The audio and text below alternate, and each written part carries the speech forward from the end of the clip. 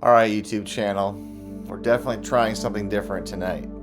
Tonight I had a conversation with a friend of mine, and he was having a hard time recognizing his dream of making a film. And he was saying, oh, I need to have such and such in place before I can make a film. I really need to study this more before I can make a film. I really need to do XYZ before I can make a film.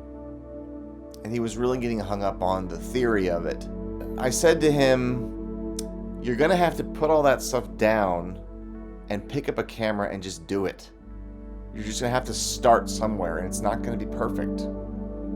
And this to me is like, color change, the central conundrum that filmmakers or would-be filmmakers find themselves in. And that is, when do you put away the study of film, and when do you pick up the making of film?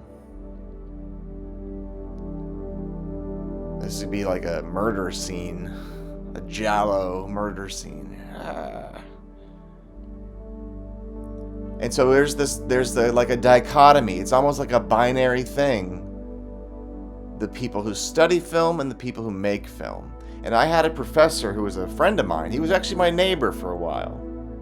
Old Gary Hawkins. Gary's a great guy. Gary said to me once that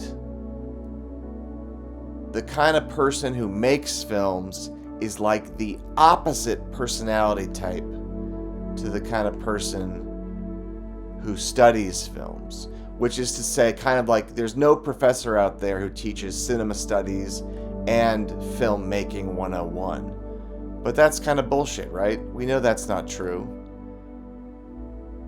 So why is it that there's this dichotomy between people who study films and people who make films?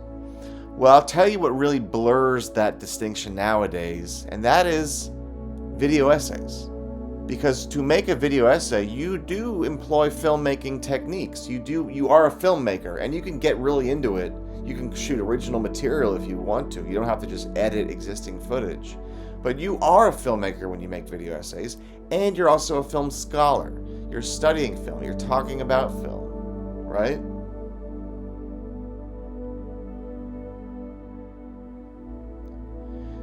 But at some point, a film has to be made, and it doesn't get made by studying it.